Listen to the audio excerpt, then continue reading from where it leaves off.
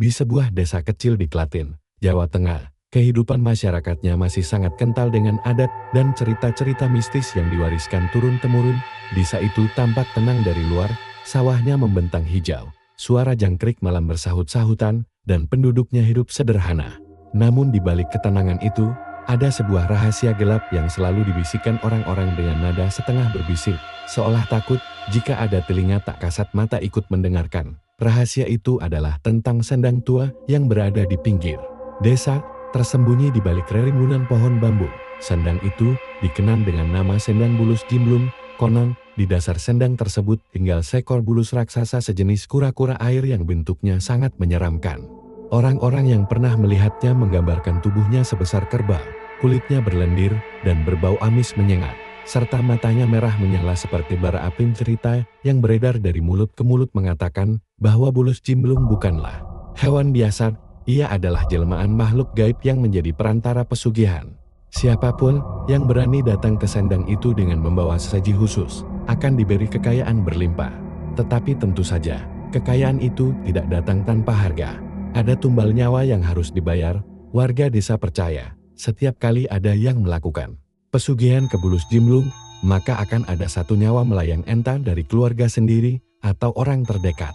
Anehnya, meski sudah tahu risikonya, tetap saja ada orang-orang yang nekat mendatangi sendang tersebut. Mereka biasanya adalah orang-orang yang hidup miskin, terlilit hutang, atau terobsesi ingin kaya secara instan. Karena itulah, sendang itu jarang sekali dikunjungi orang. Letaknya yang berada di tengah semak belukar menambah kesan angker. Hanya suara kodok dan gemericik air yang terdengar. Tapi jika malam tiba, orang-orang sering mendengar bunyi plung-plung dari dalam sendang, seperti ada sesuatu yang naik ke permukaan. Beberapa warga yang pernah iseng lewat di malam hari juga mengaku melihat bayangan besar menyerupai kura-kura. Meski saat didekati tiba-tiba menghilang begitu saja. Bau amis yang menyengat terkadang muncul tanpa sebab, bahkan sampai terbawa angin hingga ke rumah-rumah warga. Jangan pernah coba-coba mendekat ke sendang itu, apalagi malam Jumat Kliwon. Begitu selalu pesan para orang tua kepada anak-anak muda desa. Namun, justru larangan itulah yang membuat mitos semakin hidup, semakin dilarang, semakin banyak orang penasaran. Ada yang percaya, ada pula yang menertawakan cerita tersebut sebagai dongeng belaka, tapi cerita itu tidak pernah benar-benar mati. Sudah banyak kisah nyata yang membuktikan kerangkaran Bulus Jimblung. Ada seorang pedagang kaya yang dulunya hanyalah penjual keliling. Tiba-tiba hidupnya berubah drastis setelah sering menghilang ke arah sendang. Namun tak lama kemudian, anak bungsunya meninggal mendadak dengan cara mengenaskan.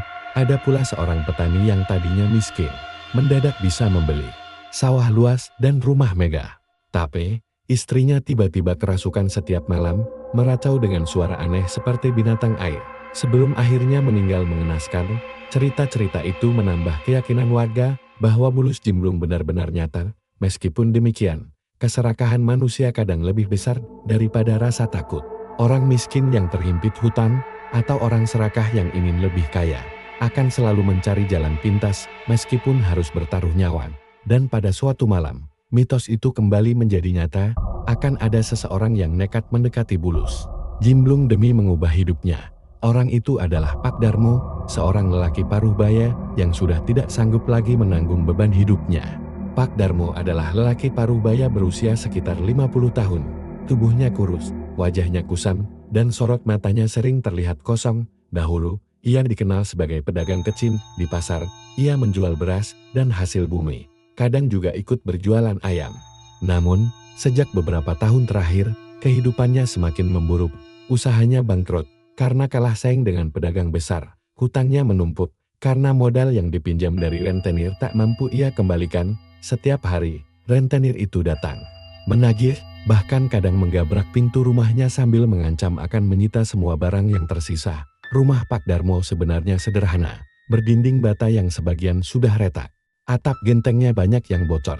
Saat hujan turun, keluarganya harus menaruh ember di sudut-sudut ruangan untuk menampung air. Di rumah itu, ia tinggal bersama istrinya, Bu Sarti, yang sakit-sakitan, serta dua anaknya Sulastri, anak sulung yang masih SMA, dan Darno, anak bungsu yang baru berusia 9 tahun. Setiap kali melihat wajah anak-anaknya, hati Pak Darmo terasa perih. Sulastri sering mengeluh, karena ingin melanjutkan sekolah. Tapi biaya sudah tidak ada. Darmo, si bungsu, bahkan sering tidak membawa bekal ke sekolah karena tak ada lagi yang bisa dimasak. Sedangkan Bu Sartre, istrinya, hanya bisa berbaring lemah di kamar. Penyakit yang dideritanya semakin parah karena tidak ada biaya untuk berobat ke rumah sakit. Malam-malam Pak Darmo sering dihabiskan dengan duduk termenung di teras rumahnya. Ia memandang gelapnya malam sambil menghisap rokok murahan. Suara jangkrik terdengar bersahutan. Tapi pikiran Pak Darmo justru dipenuhi dengan rasa cemas. Bagaimana aku bisa memberi makan keluarga? Bagaimana aku bisa melunasi hutang? Bagaimana aku bisa membiayai sekolah anak-anakku? Keluhnya dalam hati, hidupnya seperti jalan buntu. Ia sudah mencoba bekerja serabutan, mulai dari buruh tani hingga kuli bangunan. Tapi hasilnya tak pernah cukup.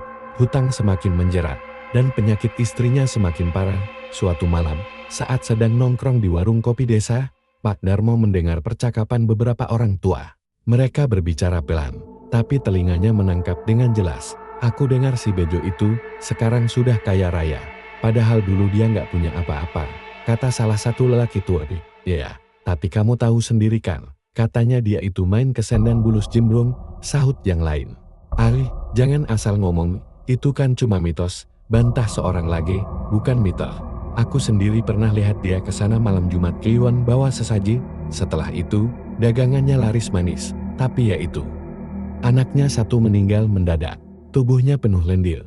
Katanya tumbal bulus jimblung. Bisik seorang lelaki dengan wajah serius. Mendengar itu, dada Pak Darmo berdegup lebih kencang.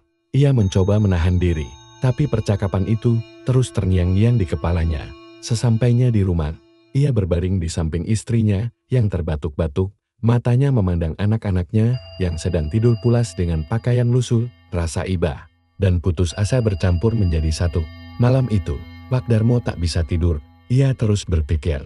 Bayangan bulus jimblung yang disebut-sebut sebagai pemberi kekayaan semakin jelas di benaknya. Ia tahu jalan itu berbahaya. Ia tahu ada harga yang harus dibayar. Tetapi di satu sisi, hidupnya sudah tak tertolong lagi. Kalau aku terus begini, anak-anakku bisa mati kelaparan. Istriku bisa meninggal tanpa sempat diobati. Mungkin pesugihan itu satu-satunya jalan. Hari-hari berikutnya, pikiran itu semakin kuat menggoda Pak Darmo. Ia mulai mencari tahu lebih banyak. Ia mendekati seorang tetua desa yang katanya tahu cara melakukan pesugihan bulus jimblung. Tetua itu hanya memberi satu pesan singkat. Kalau kau benar-benar nekat, datanglah ke sendang malam Jumat Kliwon. Bawa kembang setaman, darah ayam cemane, dan kain mori putih. Ingat, bulus jimblung bisa memberimu kekayaan, tapi nyawamu dan keturunanmu bukan lagi milikmu. Pak Darmo hanya terdiam. Pesan itu membuat tubuhnya merinding. Tapi di dalam hatinya ia merasa semakin yakin. Keserakahan dan keputusasaan mulai menguasai pikirannya. Dan malam Jumat Kliwon pun semakin dekat. Hari itu, suasana desa terasa lengang. Angin berhembus pelat, membuat dedaunan bambu bergemerisik seperti bisikan-bisikan halus. Di bawah terik matahari siang, Pak Darmo melangkah dengan hati gelisah menuju sebuah rumah tua yang berada di ujung desa. Rumah itu berbeda dari rumah-rumah lain. Temboknya berlumut, atapnya ditumbuhi ilalang, dan pekarangannya penuh dengan pohon pisang yang menjulang. Orang-orang desa jarang berani mendekat ke rumah itu. Mereka percaya pemilik rumah tersebut adalah seorang dukun tua yang memiliki ilmu hitam dan sering berhubungan dengan makhluk halus. Namanya Mbah Gondo. Konon, sudah banyak orang yang datang kepadanya untuk mencari jalan pintas, entah penglaris dagangan, pengasihan, atau bahkan pesugihan. Pak Darmo berhenti sejenak di depan pagar bambu yang sudah lapuk. Dadanya berdebar keras. Ia ragu, tapi juga terdorong oleh keputusasaan. Setelah menarik napas panjang, ia memberanikan diri mengetuk pintu kayu yang tampak rapuh. Kletek-kletek. Tak lama, terdengar suara serak dari dalam rumah. Siapa yang datang? Pintu terbuka perlahan, memperlihatkan sosok lelaki tua dengan rambut panjang kusut, wajah keriput, dan mata cekung yang tajam. Pakaiannya lusuh, namun auranya membuat bulu kuduk meremang. Itu pasti Mbah Gondo. Saya Darmo, Mbak. Saya ingin meminta bantuan, ujar Pak Darmo dengan suara gemetar. Mbah Gondo menatapnya lama, seolah bisa membaca isi hati Pak Darmo. Hanya dengan sekali pandang, bibirnya menyeringai, memperlihatkan gigi kuning kecoklatan. Kau tidak perlu banyak bicara. Aku tahu apa yang kau inginkan. Pak Darmo terkejut. Ia belum menjelaskan apa-apa, tapi dukun tua itu sudah tahu maksud kedatangannya. Mbah Gondo lalu mempersilakan Pak Darmo masuk di dalam rumah. Suasananya pengap dan penuh aroma minyan. Di sudut ruangan, terdapat meja kayu tua penuh dengan kembang setaman, kendi berisi air, dan beberapa boneka kecil yang menakutkan. Dindingnya dipenuhi rajah-rajah kuno yang ditulis dengan arang. Mbah Gondo duduk bersila di atas tikar usang. Ia menatap Pak Darmo dengan sorot mata yang menusuk. Kau datang ke sini karena ingin kaya, bukan? Tanyanya pelan. Pak Darmo menelan ludah. Iya, Mbah. Saya sudah tak punya jalan lain. Hutang saya menumpuk. Anak istri saya menderita. Saya ingin semuanya berubah. Mbah Gondo terdiam sejenak, lalu menghela napas panjang. Bulus Jimblung bisa memberimu apa yang kau mau, tapi ingat, tidak ada yang gratis. Kau akan mendapat kekayaan, tapi bayarnya adalah tumbal. Nyawa keluargamu bisa jadi taruhannya. Perkataan itu membuat tubuh Pak Darmo bergetar. Ia menunduk, wajahnya pucat, namun di kepalanya, bayangan kehidupan mewah dan terbebas dari hutang terasa lebih menggoda. Apa tidak ada jalan lain, Mbah? Tanya Pak Darmo dengan suara liris. Gondo menyeringai. Jalan lain? Kalau kau punya jalan lain, kau tidak akan datang ke rumah ini. Ingat, sekali kau berhubungan dengan Bulus Jimblung, kau tidak bisa mundur. Hanya ada dua jalan, kaya raya dengan tumbal, atau mati melarat. Hening menyelimuti ruangan itu. Pak Darmo terjebak dalam dilema. Namun akhirnya, keputusasaan lebih kuat daripada rasa takut. Ia menggenggam tangannya erat, lalu berkata dengan tegas meski suaranya bergetar, saya siap, Mbah. Apa yang harus saya lakukan? Mbah Gondo mengangguk pelan, lalu mengambil sebuah kendi kecil berisi air hitam pekat. Ia menuangkan air itu ke dalam mangkuk tanah liat, lalu meniupinya sambil membaca mantra. Suara mantranya terdengar aneh, seperti bahasa asing yang tak dimengerti. Setelah itu, ia menyerahkan mangkuk itu pada Pak Darmo. Minumlah sedikit, dengan ini kau sudah dianggap sebagai calon pengikut Bulus Jimblung. Lalu, siapkan sesaji, kembang setaman, darah ayam cemane, dan kain mori putih. Datanglah ke sendang Bulus Jimblung malam Jumat Kliwon. Aku akan menunggumu di sana. Tangan Pak Darmo gemetar saat menerima mangkuk itu. Ia meneguk sedikit air hitam yang rasanya sangat pahit dan membuat lidahnya mati rasa, seolah ada sesuatu yang merayap masuk ke tubuhnya. Seketika, bulu kuduknya berdiri dan matanya berkunang-kunang. Mbah Gondo tertawa kecil. Bagus, kau sudah tidak bisa mundur lagi. Bulus Jimblung sudah tahu namamu. Malam itu, Pak Darmo pulang dengan langkah guntai. Hatinya dipenuhi ketakutan sekaligus harapan. Ia tahu hidupnya tak akan pernah sama lagi. Dan malam Jumat Kliwon pun semakin dekat. Malam itu, desa diselimuti kegelapan yang pekat. Bulan sabit tampak redup di langit, tertutup awan tipis yang membuat suasana semakin suram. Angin malam bertiup dingin, membuat dedaunan bambu di sekitar desa berdesir seperti suara bisikan gaib. Hari itu adalah malam Jumat Kliwon, malam yang diyakini paling keramat. Pak Darmo berjalan tergesa-gesa menembus jalan setapak menuju hutan kecil di pinggir desa. Di tangannya ia membawa bungkusan berisi sesaji, kembang setaman, kain mori putih, dan seekor ayam cemani yang sudah dipotong. Bau amis darah ayam itu menusuk hidungnya, bercampur dengan aroma tanah lembab. Setelah siang tadi sempat turun hujan, keringat dingin mengalir di pelipisnya meski udara begitu dingin. Setiap langkah terasa berat, seakan ada tangan-tangan tak kasat mata yang mencoba menarik kakinya agar tidak melangkah lebih jauh. Namun bayangan akan kehidupan kaya raya terus menuntunnya maju. Di tepi sendang, sudah berdiri sosok Mbah Gondo. Lelaki tua itu tampak lebih menyeramkan dari biasanya. Ia mengenakan jubah hitam lusuh. Wajahnya hanya terlihat samar oleh cahaya obor kecil di tangannya. Matanya yang cekung memancarkan sorot tajam, membuat siapapun yang melihat pasti akan merinding. Kau datang juga, Darmo, kata Mbah Gondo. Dengan suara serak, Pak Darmo hanya mengangguk. Suaranya tercekat di tenggorokan. Sendang itu tampak sunyi. Airnya berwarna gelap, seperti kaca hitam yang tak memantulkan apapun. Hanya terdengar suara katak sesekali. Tapi malam itu, berbeda. Suasana terasa begitu menekan, seolah ada sesuatu yang sedang mengawasi dari bawah air. Letakkan sesajinya di tepi sendang, perintah Mbah Gondo. Dengan tangan gemetar, Pak Darmo mengeluarkan isi bungkusan. Kembang setaman ia taburkan di atas kain mori putih yang digelar di tanah. Darah ayam cemani ia tuangkan ke sebuah tempayan kecil, lalu diletakkan di pinggir air. Bau amis darat bercampur dengan harum bunga, menimbulkan aroma aneh yang menusuk. Hidung Mbah Gondo kemudian duduk bersila, menyalakan kemenyan, dan mulai melantunkan mantra. Suaranya rendah dan berat, terdengar seperti bisikan dari alam lain. Asap kemenyan mengepul, perlahan menutup sebagian pandangan. Tiba-tiba, permukaan air Sendan yang tadinya tenang mulai beriak, meski angin tidak bertiup. Riakan itu semakin besar, lalu terdengar suara plung-plung. Seolah ada sesuatu yang sangat besar bergerak dari dalam. Pak Darmo menelan ludah, jantungnya berdegup keras, tangannya berkeringat dingin, dan seluruh bulu kuduknya berdiri. Ia ingin lari, tapi kakinya terasa berat seperti dipaku ke tanah. Dari dalam kegelapan air, muncul bayangan besar. Perlahan, bentuknya semakin jelas. Seekor bulus raksasa, tubuhnya hitam berlendir, kepalanya besar, matanya merah menyala seperti bara api, nafasnya terdengar berat, mengeluarkan suara mendesis yang membuat udara sekitar terasa pengap. Pak Darmo terbelalak, tubuhnya kaku. Bulus itu menatapnya tajam, seolah langsung menembus ke dalam jiwanya. Suara gaib menggema, entah dari mulut bulus itu atau dari udara di sekitar mereka. Darmo, kau memanggilku, apa yang kau inginkan? Pak Darmo nyaris tak bisa berbicara, tapi akhirnya ia menjawab dengan suara gemetar. Saya ingin kaya, ingin terbebas dari hutang, ingin hidup sejahtera. Bulus Jimblung tertawa. Suaranya berat dan menggema, di seluruh Sandan, kekayaan akan datang padamu, daganganmu akan laris, rumahmu akan penuh harta. Tapi ingat, nyawamu dan keturunanmu bukan lagi milikmu, ada harga yang harus kau bayar. Mbah Gondo menatap Pak Darmo tajam, seakan memaksanya untuk mengiyakan. Pak Darmo menggertakkan giginya, lalu mengangguk pelan.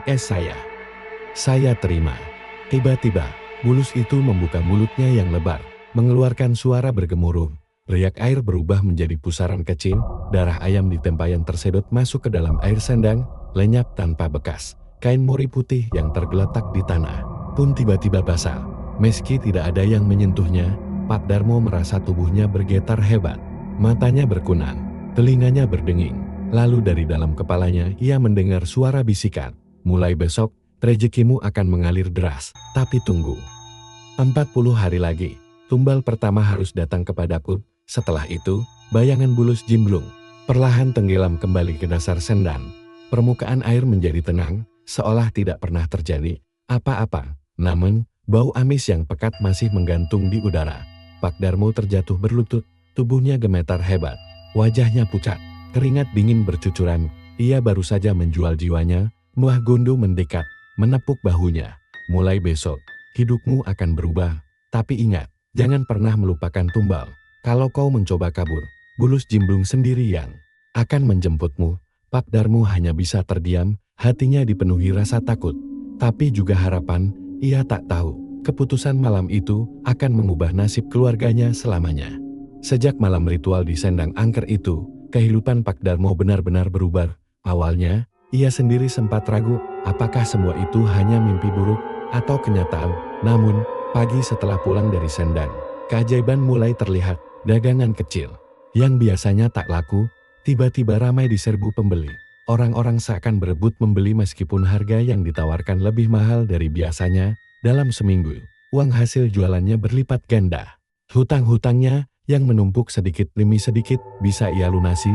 Bukan hanya itu, beberapa minggu kemudian, ada orang tak dikenal yang mendatanginya dan menawarinya kerjasama dagang. Modal besar yang selama ini tak pernah ia bayangkan tiba-tiba datang begitu saja. Hanya dalam waktu singkat, nama Pak Darmo mulai diperbincangkan warga desa. Dari yang tadinya miskin dan selalu jadi bahan ejekan, ia berubah menjadi orang terpandang. Rumah rakyat yang dulu hampir roboh, kini direnovasi besar-besaran. Atap bocor diganti dengan genteng baru, tembok rapuh diperkuat, dan pekarangan rumahnya dipenuhi barang-barang mewah yang sebelumnya mustahil dimilikinya. Sepeda motor baru terparkir di depan rumahnya, membuat banyak tetangga terheran-heran. Namun, bersamaan dengan datangnya kekayaan itu, ada hal-hal aneh yang mulai terjadi. Malam-malam rumahnya sering dipenuhi bau amis yang menyengat, mirip bau air kolam yang busuk bercampur dengan darah. Awalnya, Pak Darmo mengira itu hanya perasaan, tapi istrinya, Bu Sarti, juga mengeluhkan hal yang sama. "Mas, bau apa ini?" "Seperti ada bangkai ikan di dalam rumah," kata Bu Sarti sambil menutup Hidung Pak Darmo hanya menjawab singkat, "Ah, mungkin bau dari sumur belakang. Nanti aku cek." Padahal, dalam hatinya ia tahu betul bau itu bukan sembarangan. Tak hanya itu, anak bungsunya, Darno, mulai sering ketakutan. Setiap malam, ia menangis dan menunjuk ke sudut kamar ayah. Ada hewan besar di situ. Matanya merah, ucapnya terbata-bata sambil memeluk ibunya. Saat diperiksa, tentu saja tak ada apa-apa, hanya bayangan gelap di pojok kamar. Namun, anak sekecil itu tak mungkin berbohong. Kadang-kadang, Darno juga mengeluh kamarnya terasa basah dan dingin, seolah-olah ada air yang merembes dari lantai, padahal lantainya kering. Sementara itu, Sulastri, anak sulungnya, mulai bermimpi aneh. Hampir setiap malam, ia bermimpi berada di tepi sendang. Dalam mimpinya, seekor bulus raksasa muncul dari dalam air dan menatapnya. Suara berat bergema di telinganya, "Kau akan segera jadi milikku." Sulastri sering terbangun dengan tubuh basah oleh keringat, bahkan kadang pakaiannya berbau amis. Ia bercerita pada ibunya dengan wajah pucat, tapi Bu Sarti hanya bisa menghiburnya, meski hatinya ikut diliputi ketakutan. Sementara itu, Pak Darmo pura-pura tak peduli. Ia menutup mata dari semua kejadian aneh itu. Kekayaan yang datang begitu cepat telah membutakan hatinya.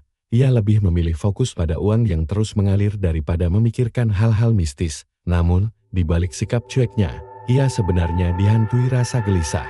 Pesan bulus Jimlung masih terngiang di kepalanya, "Tunggu. 40 hari lagi. Tumbal pertama harus datang kepadaku." Hari-hari terasa panjang. Setiap kali ia menghitung waktu, degup jantungnya semakin keras. Ia takut kehilangan salah satu keluarganya. Tapi ia tak bisa menghentikan apa yang sudah dimulai. Semakin mendekati hari ke-40, kejadian aneh semakin sering terjadi. Piring-piring di dapur tiba-tiba pecah sendiri. Air sumur belakang berubah keruh dan berbau amis. Bahkan beberapa tetangga mengatakan pernah melihat bayangan besar mirip kura-kura merayap di pekarangan rumah Pak Darmo saat malam hari. Bu Sarti mulai curiga ada yang tidak beres. Ia mencoba bertanya, "Mas, sebenarnya apa yang terjadi? Kenapa rumah kita selalu dihantui hal-hal aneh begini? Jangan-jangan ada sesuatu yang kamu sembunyikan?" Pak Darmo terdiam. Ia tak punya keberanian untuk menceritakan kebenarannya. Ia hanya menjawab pendek, "Sudahlah, jangan banyak tanya. Semua ini demi keluarga." Jawaban itu membuat Bu Sarti semakin takut. Ia tahu suaminya menyembunyikan sesuatu yang besar, sesuatu yang kelak mungkin akan menghancurkan mereka semua. Dan tepat di hari ke-40, saat matahari terbenam, pertanda buruk itu mulai datang. Hari ke-40 akhirnya tiba. Sejak pagi, suasana rumah Pak Darmo terasa berbeda. Udara di dalam rumah begitu pengap, seolah-olah ada kabut tipis yang tak terlihat, namun menyesakkan dari bau amis makin kuat. Padahal sumur dan pekarangan sudah berkali-kali dibersihkan. Pak Darmo merasa jantungnya berdegup kencang setiap kali mengingat kata-kata bulus Jimlung, "Tunggu. 40 hari lagi. Tumbal pertama harus datang kepadaku." Ia mencoba menenangkan diri dengan menghitung uang hasil dagangannya yang kini melimpah. Tapi entah kenapa, setiap lembar uang yang disentuhnya terasa dingin dan berbau amis. Seakan-akan masih ada noda darah yang melekat. Sore itu, Darno anak bungsunya tampak lesu. Tubuh kecilnya yang biasanya lincah, tiba-tiba saja tak berdaya. Wajahnya pucat, keringat dingin bercucuran di dahinya. Bu Sarti panik. Ia mencoba memberi air hangat, tapi Darno hanya menggeleng lama. "Ibu, dingin sekali. Ada yang basah di ranjangku," bisiknya lirih. Bu Sarti buru-buru memeriksa kamar anaknya. Betapa terkejutnya ia ketika menemukan ranjang Darno benar-benar basah, bukan oleh air biasa, melainkan cairan berlendir berbau amis yang mirip dengan lumpur dari dasar kolam. Lantai kamar pun licin, seperti baru saja dilalui sesuatu yang berlendir. "Dia Allah." Bu Sarti menutup mulutnya sambil berteriak memanggil suaminya, "Mas, cepat lihat ini." Pak Darmo masuk ke kamar dengan wajah pucat pasi. Saat melihat cairan berlendir itu, tubuhnya langsung lemas. Ia tahu persis apa artinya bulus Jimlung sudah datang menagih janji malamnya. Keadaan Darno semakin memburuk. Tubuhnya panas, namun kulitnya justru dingin saat disentuh. Ia menggeliat kesakitan, matanya sesekali melotot, dan dari mulutnya keluar busa bercampur lendir. "Ibu, ayah, tolong aku. Ada yang narik kakiku."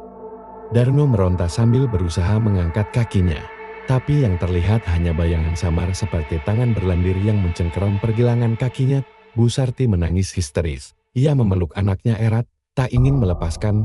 "Mas, apa yang terjadi dengan anak kita? Kenapa Darno jadi begini?" Suaranya bergetar penuh ketakutan. Pak Darmo tak bisa berkata apa-apa, hanya air mata yang menetes dari matanya. Dalam hatinya, ia menyesal. Tapi sudah terlambat. Perjanjian dengan Bulus Jimblung tak mungkin dibatalkan. Tengah malam, jeritan Darno semakin keras, tubuh kecilnya mendadak kaku, lalu menggeliat hebat.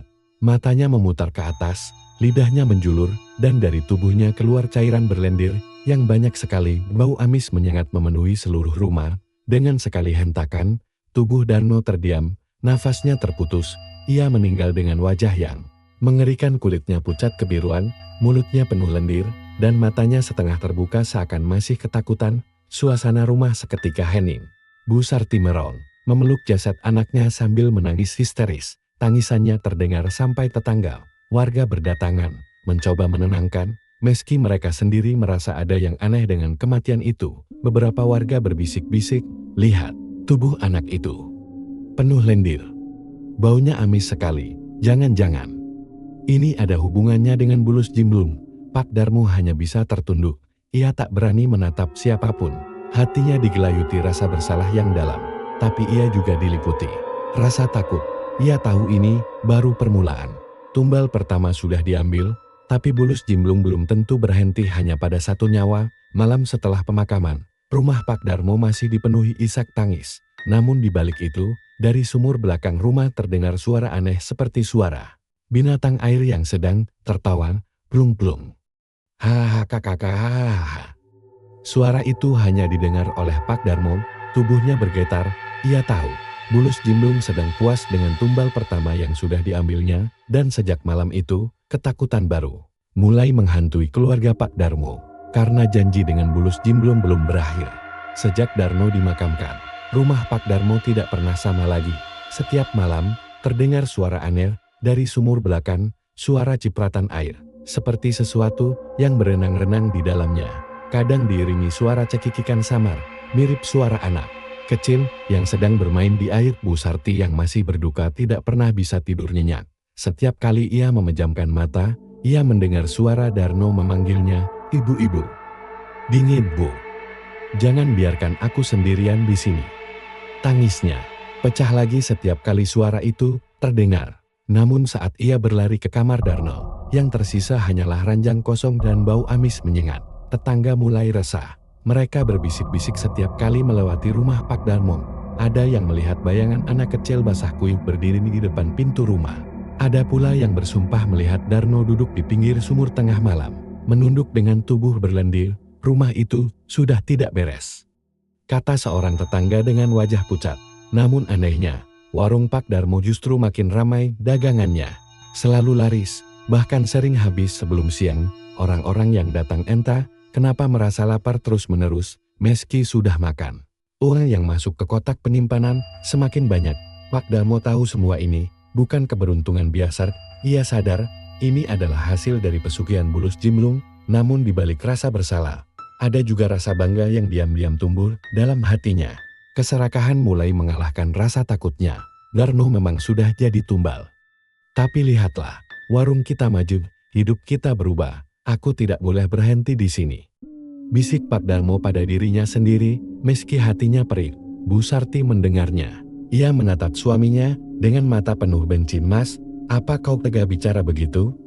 Darno mati dengan cara mengerikan, dan kau malah bangga dengan uang ini." Suaranya bergetar, penuh marah sekaligus sedih. Pak Darmo terdiam, tapi wajahnya keras. "Sarti, kita tidak bisa mundur. Kalau aku berhenti, Bulus itu akan menuntut lebih baik kita jalani saja. Semua ini demi keluarga." Bu Sarti hanya bisa menangis. Ia merasa kehilangan suaminya yang dulu sederhana, yang kini berdiri di depannya, adalah seorang laki-laki yang dikuasai oleh nafsu harta. Beberapa hari setelah itu, gangguan semakin parah. Saat tengah malam, terdengar suara benda berat menyeret di lantai rumah. Saat Bu Sarti membuka pintu kamar, ia melihat lantai ruang tamu basah kuyup, penuh dengan jejak lendir. Dari arah dapur, terlihat sesosok anak kecil berjalan terpincang-pincang, rambutnya basah menutupi wajah. tubuhnya pucat, dan matanya menatap kosong. Itu adalah Darno, Bu. Ikut aku ke sumur. Suaranya pelan, namun menggema di seluruh rumah. Bu Sarti hampir pingsan. Ia menutup mulut sambil mundur, namun Darno terus berjalan mendekat, meninggalkan jejak lendir di setiap langkahnya. Bu, ayo ikut, ayo ikut. Pak Darmo muncul dengan wajah tegang. Ia menggertakkan gigi, lalu berteriak, pergi. Aku sudah memberi tumbal. Jangan ganggu lagi anak-anakku. Namun sosok Darno hanya menyeringai, lalu tubuhnya mencair menjadi gumpalan lendir yang melesat masuk ke celah-celah lantai, meninggalkan bau amis menusuk. Malam itu, Pak Darmo sadar bahwa pesugihan ini bukan hanya mengambil tumbal, tapi juga menghadirkan kengerian yang tak bisa diusir. Beberapa hari setelah kejadian itu, anak sulung mereka, Wulan, mulai menunjukkan tanda-tanda aneh. Gadis remaja itu sering melamun, matanya kosong menatap keluar jendela. Kadang ia bicara sendiri, kadang tertawa pelan seperti mendengarkan seseorang yang sedang mengajaknya bercanda. Ibu Darno sering main sama aku, dia nggak sendirian. Kok, dia suka ngajak aku ke sumur, kata Wulan dengan polos, membuat Bu Sarti langsung histeris. Tubuh Bu Sarti gemetar, ia memeluk anaknya erat-erat sambil berdoa. Tapi semakin ia mencoba melindungi Wulan, semakin sering anaknya menunjukkan perilaku aneh. Bangun tengah malam, berdiri di halaman, menghadap sumur, bahkan pernah hampir terjun ke dalamnya. Kalau tidak cepat ditarik, Pak Darmo hanya bisa duduk dengan wajah pucat. Ia tahu, waktunya semakin dekat. Bulus Jimblung akan menuntut tumbal kedua, dan kali ini, yang akan diambil, bukan sembarang orang melainkan anak perempuannya sendiri. Dan sejak malam itu, suara dari sumur semakin keras, tidak hanya cipratan air, tapi juga suara anak-anak kecil yang tertawa, bercampur dengan suara berat menyeramkan yang berbisik, tumbal berikutnya sudah siap. Malam itu, hujan turun sangat deras, angin berembus kencang, membuat genteng rumah Pak Darmo bergetar keras. Petir menyambar-nyambar, seakan langit merah atas dosa besar yang dilakukan keluarga itu. Bu Sarti duduk di samping Wulan yang terbaring di ranjang. Anak gadis itu demam tinggi, tubuhnya pucat, bibirnya membiru, sesekali matanya terbuka, namun tatapannya kosong. Ibu Darno panggil aku. Dia tunggu di sumur. Bisiknya pelan, membuat Bu Sarti semakin ketakutan. Jangan, nak, jangan. Dengarkan, itu bukan adikmu, itu setan. Bu Sarti menangis sambil memeluk putrinya erat, namun tiba-tiba, tubuh Wulan bergetar hebat, matanya melotot, suaranya berubah parau. Bukan suara seorang gadis, melainkan suara dalam yang menyeramkan. Giliran dia. Waktunya sudah tiba. Bu Sarti menjerit keras, ia tahu, roh jahat Bulus Jimblung mulai merasuki anaknya. Pak Darmo yang sejak tadi gelisah akhirnya tak tahan lagi. Ia berlari ke belakang rumah, menuju sumur yang selalu menjadi sumber teror. Hujan deras mengguyur tubuhnya, namun ia tidak peduli. Dengan wajah penuh amarah, ia berteriak ke dalam sumur itu, Bulus, kau sudah ambil anakku yang pertama, jangan ambil lagi. Aku minta berhenti di sini. Suara dari sumur itu langsung menjawab, bergema keras, bercampur dengan suara air yang bergolak. Kau yang datang padaku, Darmo. Kau yang meminta harta. Kau yang bersumpah setia sekarang, bayar dengan darah. Tumbal tak bisa dihentikan. Air sumur mendidih seperti kawah panas. Dari dalamnya, muncul kepala seekor bulus raksasa, matanya merah menyala, tubuhnya dilapisi lendir hitam pekat. Hewan gaib itu mengeluarkan suara mendesis, lalu menyemburkan bau amis menyengat ke udara. Pak Darmo gemetar hebat. Untuk pertama kalinya ia benar-benar menyesal. Ampuni aku. Aku salah.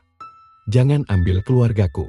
Namun bulus itu hanya menyeringai, lalu bersuara lagi, kali ini lebih keras. Sudah terlambat, Darmo. Satu lagi. Lalu kau sendiri akan menyusul. Tiba-tiba terdengar teriakan dari dalam rumah. Suara Bu Sarti histeris memanggil nama anaknya. Pak Darmo segera berlari masuk, hanya untuk menemukan pemandangan mengerikan. Wulan berdiri di depan pintu. Tubuhnya kuyup padahal tidak kehujanan.